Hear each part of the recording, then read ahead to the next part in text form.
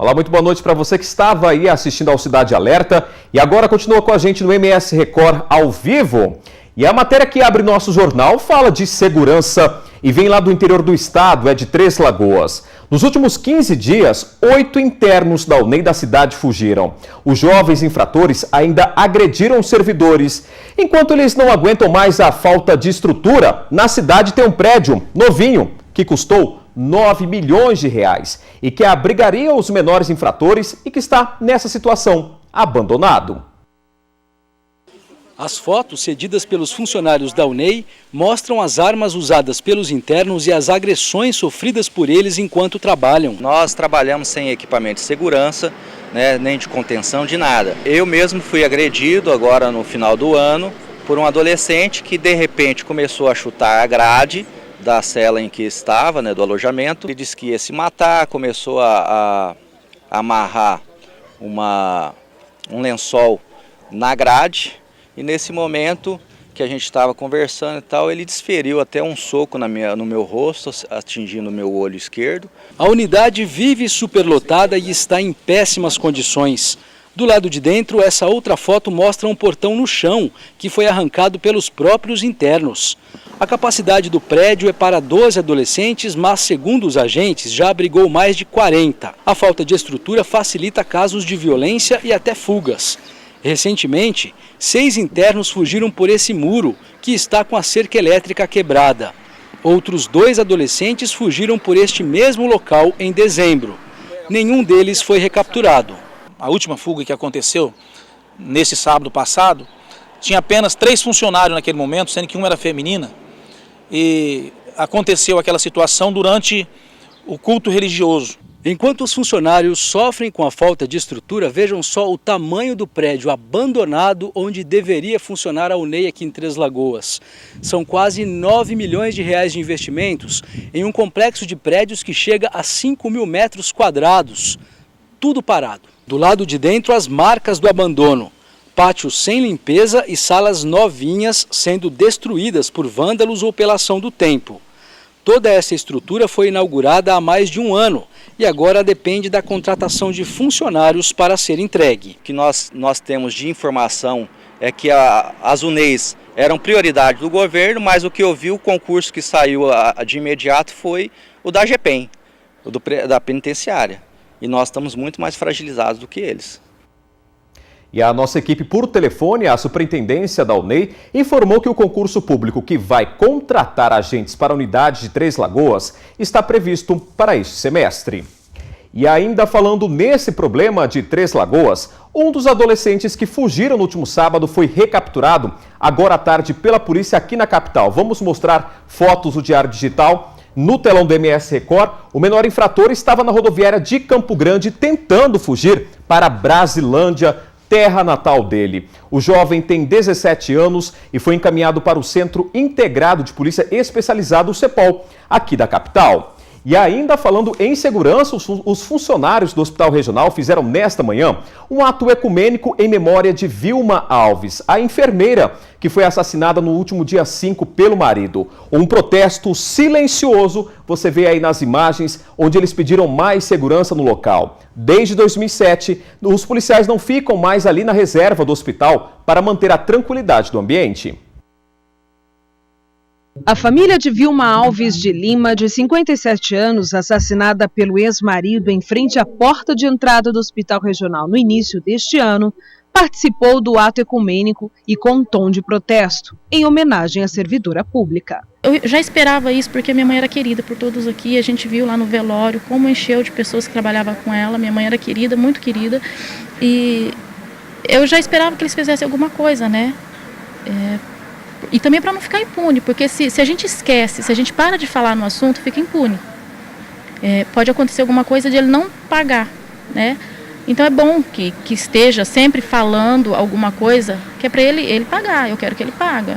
Alguns funcionários do Hospital Regional, liberados do setor, também estavam presentes na mobilização organizada pelo Sindicato dos Trabalhadores em Seguridade Social de Mato Grosso do Sul. A reivindicação é segurança para o HR, que até 2007 tinha a presença da Polícia Militar. Esse ato aqui é para homenagear a nossa companheira, E segundo, para cobrar uma coisa que a gente já vem de longa data cobrando isso do governo, né? Uma coisa que já existiu nesse hospital, né? Que era a segurança feita por policiais da reserva remunerada, né? E que foi tirado sem explicações, né? E a gente está aí, um hospital afastado do centro, né? Um órgão público sem segurança alguma. O caso do assassinato da servidora reforçou a sensação de insegurança dos funcionários do hospital e o sindicato demonstra preocupação também com os usuários. Eu acho que no ano passado, se não me engano, 16 carros foram furtados aqui no pátio do hospital. Então eu acho que o hospital merece ter uma segurança maior, um olho especial aqui para o hospital, que nossos funcionários estão totalmente desguarnecidos aqui dentro do hospital. A nossa produção entrou em contato com o governo do estado, que informou que já tem um plano de segurança em andamento. E um vigia foi rendido no momento em que chegava ao trabalho na noite dessa segunda-feira. O caso aconteceu no bairro Universitário, aqui em Campo Grande, e a vítima contou à polícia que foi abordada por um homem armado. O bandido pegou as chaves do veículo do vigia e o obrigou a entrar no carro. Momentos depois, amarrou as mãos dele e o abandonou no bairro Pioneiros. Até o momento, o assaltante não foi localizado. E agora a gente continua falando de segurança, né? Porque o carnaval chegando aí, começam os planos de viagens no feriado carnavalesco. Aí a gente foi em busca de orientações para você viajar tranquilo. As dicas também são para você que pretende curtir as férias escolares das crianças nesse fim de janeiro. E a repórter Nathalie Malulei quem traz respostas para várias dúvidas. Nathalie. O que deve fazer na hora de deixar a casa sozinha? Quais cuidados geralmente você toma? Para exemplificar isso bem certinho, a gente veio até a casa da Joita. Joita, conta pra gente o que você faz quando vai viajar para manter a casa segura. Então, quando a gente viaja, a gente procura deixar os cachorros soltos. Onde dá para colocar cadeado, nós colocamos cadeado. Sempre que pode alguém ficar dormindo aqui, a gente pede para a pessoa vir. E como aqui a vizinhança já é bem antiga, nós pedimos para os vizinhos cuidar uns das casas dos outros. Então, quando eu viajo, o vizinho cuida da minha, quando o vizinho viaja, a gente cuida deles. Essa tática tem dado certo? Até agora, sim. Então tá, para ajudar certinho a gente, para saber mesmo o que funciona e o que não funciona, a gente trouxe para acompanhar a gente nesse processo aqui o Major Arquimedes, que é da PM. Major, isso que ela falou, né, de manter os vizinhos de olho na casa, é a melhor opção? Você não pode deixar vestígios de que a casa está desocupada. Você tem que deixar a sua casa como se tivesse gente morando nela. Então, você tem que orientar o seu vizinho. Se acender a luz, acender no horário que você costumeiramente deixava a luz acesa. Ou seja, até 22 horas, 23 horas depois, esse vizinho tem que vir e apagar a luz. Aquele ditado antigo de deixar a luz acesa 24 horas não funciona. O marginal também observa isso. Você não deve deixar ajuntar na grade, na caixa de correspondência, aqueles cartazes de propaganda, de mercado que passa e enfia na grade, pedir para o vizinho também retirar, porque isso também chama a atenção de que não tem ninguém na casa. Você passa e vê que está cheio de panfleto, de jornais, sujeiras. Então é bom você podar suas árvores, cuidar do seu jardim antes de você viajar. Ou seja, o segredo: a sua residência tem que transparecer que tem gente morando. Fica a dica, né? E os buracos espalhados pelas ruas de Campo Grande continuam trazendo transtornos e até mesmo provocando acidentes. Nessa segunda-feira, uma motociclista de 43 anos foi vítima de um deles. O acidente aconteceu aqui, na Avenida Guri Marques, na saída para São Paulo. A via está bastante esburacada e acabou se tornando em uma armadilha para quem trafega pelo local. A pista também está inundada em vários trechos. Hoje, nós conversamos com a mulher que sofreu a queda por causa dos buracos. Foi a dona Abadia Ferreira, olha ela aqui no telão. Ela que está internada na Santa Casa, agora espera por uma vaga para operar um dos braços. Estava chovendo muito e como tem muito buraco, você não tem como saber onde estão os buracos. Como estava chovendo, vinha bastante carro, acabei entrando em um deles. Motocicleta, qualquer buraquinho que você tem que entrar, você cai, porque você não tem... Você perde totalmente o controle. O equilíbrio. Bastante gente que cai aí. E não tem como você saber, porque cada dia é um buraco diferente. Que é um lugar que eu passo todos os dias. Se fosse um lugar que eu não conhecesse, tudo bem, mas é um lugar que eu passo todos os dias. Que situação, né? E para tentar amenizar essa situação dos buracos na capital, a Prefeitura garantiu um recurso de 19 milhões de reais para recapear algumas avenidas, como essa daqui que a gente vai ver agora no telão do MS Record, que é a Avenida Bandeirantes, uma das principais da cidade. O projeto de recapeamento vai contar com a ajuda do Exército. A Avenida Bandeirantes, em Campo Grande, está, como boa parte das ruas da cidade, tomada por buracos. Mas, além disso, é uma via bastante irregular, um desafio para quem trafega por esta rota. Complicado, porque ainda ontem eu estourei o pneu do meu carro aqui, a moto já deu problema também. Muito buraco, senhora. Passo todo dia aqui, tá cada vez pior. Isso aí é uma pista de motocross, né? Faz muitos anos. Precisa arrumar. Não é demais. A Prefeitura de Campo Grande garantiu um recurso de 19 milhões de reais para a obra de recapeamento da avenida. Uma reivindicação antiga de comerciantes da região. Segundo Paulo, que trabalha em uma loja de vendas de carro na avenida, o serviço de tapa-buraco não dá conta do recado. Não adianta tampar buraco, porque não tem uma semana que foi tampado o buraco aqui e há 2 dias atrás já abriu novas crateras de novo, porque o asfalto aqui é muito fininho, então tem que recapear totalmente o asfalto. A Avenida Marechal Deodoro também está no projeto de recapeamento da Prefeitura de Campo Grande, além das ruas Brilhante e Guia Lopes. Ainda não há previsão de quando vão começar as obras, que serão realizadas pelo Exército. E chegou a hora da gente conferir quais são as imagens do dia, né? Aqui em Mato Grosso do Sul, o nível do rio Aquidauana, que não para de subir. Com a cheia, a água já está invadindo residências. Segundo a Defesa Civil Estadual, 18 famílias estão desabrigadas e 3 desalojadas. O nível do rio já passou o nível de emergência, que é de 8 metros e agora está em 8,5 metros.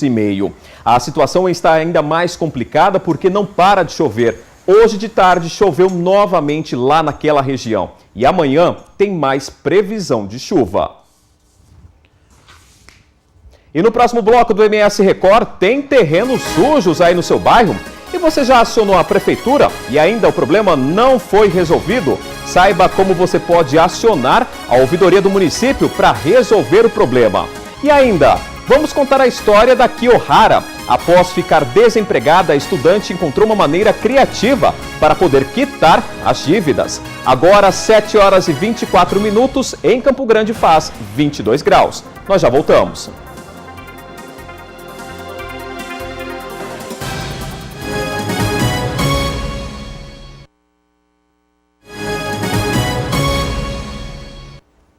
E uma criança de 8 anos morreu em Campo Grande nesta madrugada com dengue. Segundo a assessoria da prefeitura, a menina foi atendida na UPA da Vila Almeida e, além da dengue, ela teria uma doença cardíaca de nascença. Esta seria a primeira morte provocada pela doença este ano na capital. No ano passado, 17 pessoas morreram de dengue aqui no estado. E todos os dias nós falamos aqui sobre dengue e que estamos em guerra contra o mosquito Aedes aegypti. E a população precisa colaborar. Tem chovido todos os dias e o mato toma conta dos terrenos baldios. Além disso, tem muito lixo jogado nesses locais. É dever do cidadão reclamar e para isso existe a Ouvidoria Geral da Prefeitura do município de Campo Grande, que toma as providências de acordo com a lei.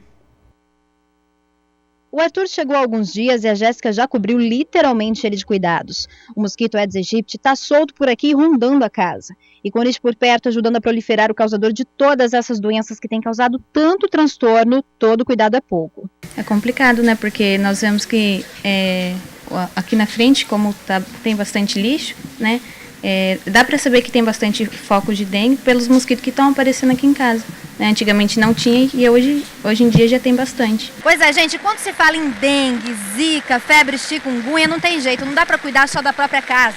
Tem que estar sempre de olho, inclusive no vizinho. E quando a gente diz que o perigo mora ao lado, a casa da Jéssica é um ótimo exemplo. Dá uma olhada só na sujeira que tem acumulada aqui, olha, do ladinho, bem na rua onde ela mora. Aí olha só essa situação, como está chovendo hoje, igual a todos os dias desse mês de janeiro, que começou bem atípico, chovendo bem a mais do que nos outros anos. Agora imagina essa chuva toda aliada a essa lixarada aqui.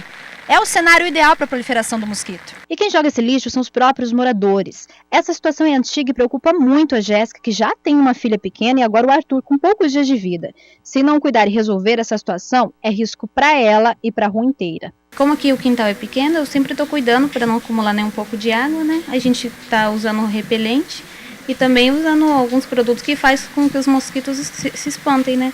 Mas não, nem sempre que dá resultado. E para quem tem uma situação assim perto de casa, pode e deve reclamar. A Prefeitura tem uma central específica para isso. É a ouvidoria. Aqui todos os pedidos e reclamações são protocolados e direcionados para secretarias específicas. E claro, conhecendo o problema, fica mais fácil de resolver. Vai ser aberto um protocolo encaminhado para, no caso do terreno baldio, para a Semadu, para fazer a limpeza, ou a CEINTRA, e a gente vai dar a devolutiva para a pessoa se foi resolvido ou se não. Para você, uma ótima noite e até amanhã. Tchau!